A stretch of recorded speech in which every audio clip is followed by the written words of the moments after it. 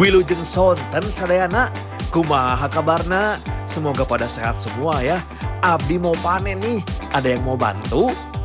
Buah ini asalnya dari Amerika. Wih, meni jauh pisan kan? Tapi sekarang sudah bisa dibudidayakan di Indonesia. Setelah panen, hasilnya wajib kita olah nih. Jadi makanan yang rasanya raos pisan. Mau tahu caranya? Hayu tonton terus ya.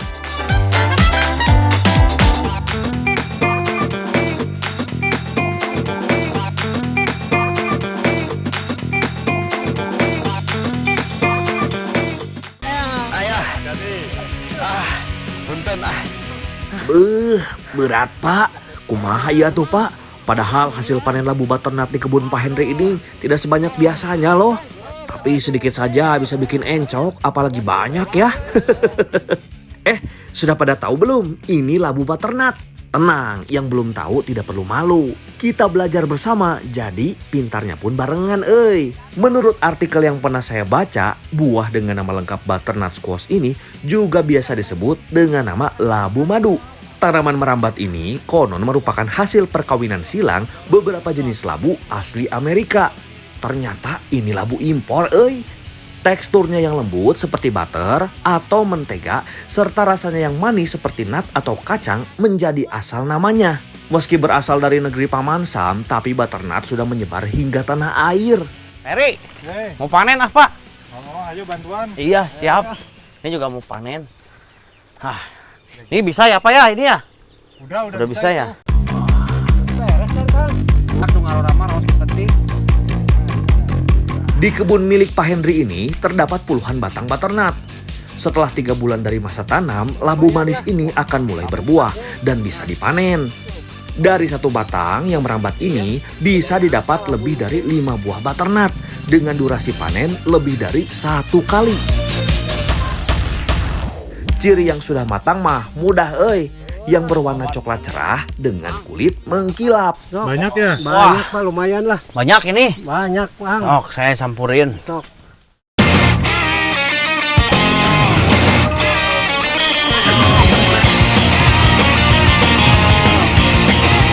Di sini sawah bukan hanya diolah untuk ditanami padi, tetapi juga sebagai tempat untuk memelihara ikan. Istilahnya sistem tumpang sari atau juga dikenal dengan nama mina padi. Sekali mengolah sawah, padi dan ikan bisa dituai. Bibit ikan yang dibesarkan selama 3 atau 4 bulan sesuai dengan umur tanam padi bisa menjadi sumber penghasilan tambahan buat para petani. Menurut Bu Nining, ikan di sawah juga bisa menjadi pemakan rumput dan hama. Kalau diperhatikan, bentuk sawah mina padi ini cukup unik. Sawah ditanami padi dengan rapi dan menyisihkan lorong-lorong yang cukup besar sebagai jalur ikan. Air di sawah mina padi ini juga dikontrol ketinggiannya agar ikan tetap dapat hidup. Beramai-ramai mengambil ikan yang sudah dibesarkan beberapa lama ini ternyata seru pisan Tapi mengambil ikannya kudu hati-hati, jangan sampai menginjak padinya. Pak itu Pak. Wah, ini mau gede. Wah, Bu, udah banyak udah cukup. Ayo atuh buah, udah cukup mah. Ayo jangan saudara ya. Ayo Bu. Ayo. Teh tinggalin teh. Ikan hasil mina padi jadi bahan campuran butternut untuk dibuat camilan yang namanya combro. Semua tahu atuh dengan combro alias oncom di jero. Kami mau membuat combro yang berbeda karena bahannya pakai labu butternut. Kalau biasanya isian combro itu kan oncom. Nah, kali ini kami ganti dengan masakan ikan hasil mina padi. Jadi namanya kita ubah atuh biar pas. Kita kasih nama kanbronat alias ikan di jero butternut. Yang dipakai cuma daging ikannya saja. Jadi ikan digoreng dulu biar duri dan tulang ikannya mudah dibuang. Udah kering nih Bu, mau diangkat aja. Ada wadahnya, punten Bu. Alhamdulillah. Kayaknya. Namanya isian kanbronat, jadi kita butuh bumbu untuk masak isiannya biar makin mantap. Cabai dengan bawang merah dan bawang putih dihaluskan. Ikan yang dibesarkan di sawah bersamaan dengan padi biasanya cenderung beraroma lumpur. Jadi, bumbu masak ini digunakan untuk mengurangi bau lumpur sekaligus membuat masakan jadi sedap. Biar makin sedap lagi, kita juga bisa pakai bawang daun yang hijau sekaligus harum. Combro spesial dengan isian ikan alias kandronat ini makin istimewa karena menggunakan butternut sebagai kulitnya. Tahu teh, ternyata butternut ini banyak manfaatnya bagi kesehatan, euy. Abdi pernah baca, labu madu kaya akan serat, beta karoten, vitamin A dan B kompleks yang baik untuk mengontrol gula darah, anemia dan juga baik untuk yang sedang diet. Lihat saja daftar kandungan gizi butternut ini.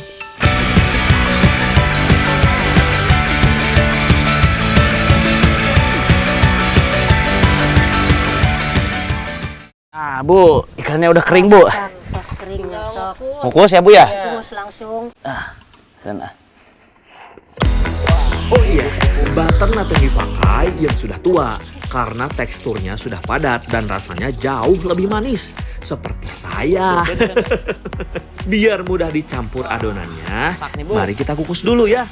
Butternut dikukus ini tujuannya agar tekstur labu setelah matang tetap kering. Kalau direbus bakal lebih berair, euy. Ikan yang sudah digoreng tinggal disuir-suir, diambil dagingnya saja. Tulangnya harus dibuang atuh. Nggak enak kan kalau ada tulang ikan nyangkut pas makan kuehnya. Oh iya, menurut Bu Nur, ikan nila tekstur ikannya lebih padat dibanding ikan mas. Jadi kalau mau pakai ikan nila juga tidak masalah. Karena rasa itu mah soal selera. Kalau semua bahan sudah siap, kita bisa masak atuh teh. Yang dimasak duluan ya isiannya. Bumbu halus ditumis dengan suiran daging ikan mas. Uluh, kalau begini mah dijamin rasanya raos pisan, euy. Dari aromanya saja sudah enak, apalagi pas dimakan. Sok teh, saya bantuin. Nah, ngalembutkan ieu mah gampil atuh.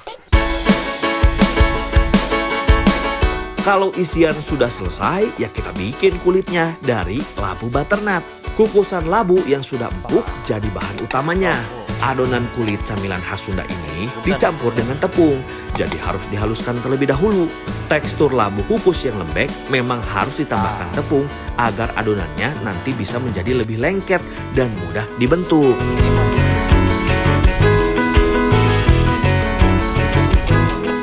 Bentuk adonannya sama seperti combro biasa tuh.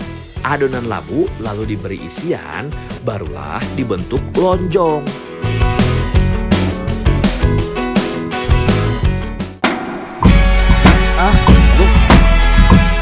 Udah gak sabar nyobain combro labu alias kandronat ini. Ini, Mbak. Tapi ya kita harus goreng dulu. Nih kayaknya. Adonan dimasak dengan api sedang sampai berwarna kuning kecoklatan. Angkat dan tinggal dimakan.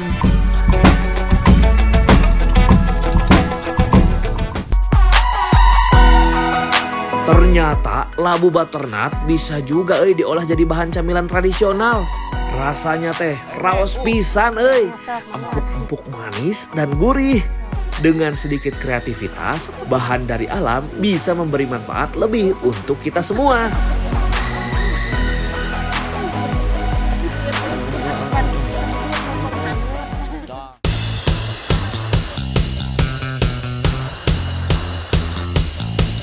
Abdi sudah bersama Mang Ateng yang menjaga kawasan air terjun Gorogbok.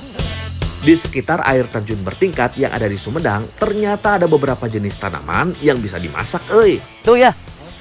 Yuk Kang, orang ambil. Salah satunya daun pakis ini. Sudah pernah tuh makan daun pakis? Jenis tanaman rumpun dengan nama Diplasium esculentum ini biasa ditemui di sepanjang aliran sungai yang teduh dan lembab. Ada banyak jenis pakis kata Mang Ateng, tapi ada yang bisa dimakan, ada yang tidak. Uluh, kalau sudah begini mah kudu hati-hati, jangan sampai salah petik atuh.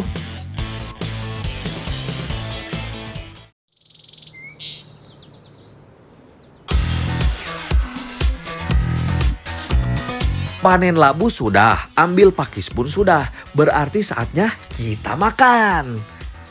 Eits, namanya anak petualang, sebelum makan kudu masak dulu, biar lebih terasa nikmat. Seperti masakan Sunda pada umumnya, sayur santan butternut juga membutuhkan banyak bumbu biar tambah ngeunah euy. Kuliner khas bumi Pasundan memang kaya akan racikan macam-macam rempah seperti ketumbar, cabai, bawang, hingga kemiri. Kunyit dan lengkuas yang mempunyai aroma khas dan menyengat juga dipakai untuk mempertajam rasa masakan. Ternyata semua bagian dari labu itu bisa dimasak, mulai dari daun, bunga, buah yang muda hingga yang tua. Teksturnya yang lunak dan mudah masak dengan rasa yang enak menjadi alasan pemanfaatan semua bagian tanaman berbentuk biji kacang ini. Untuk masak santan yang dipakai buah yang masih muda. Habis ini langsung tumis. Mang, tumis salah mang ah. Berat dengan mang.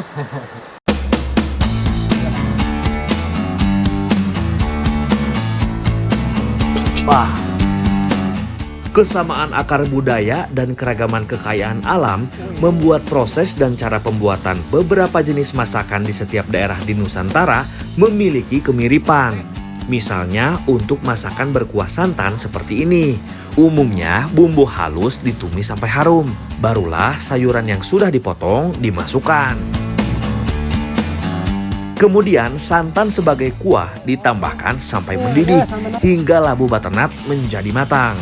Perpaduan bumbu dan gurihnya santan menjadi kunci kelezatan gulai butternut sederhana ini.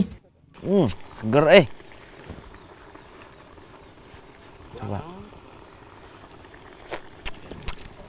Wah, mantap teh, enak. Dengan ditambah lontong, sayur santan ini bisa menjadi kuah pengganti opor ayam. Sudah enak, sehat, dan hemat juga euy. Untung banyak kan kita.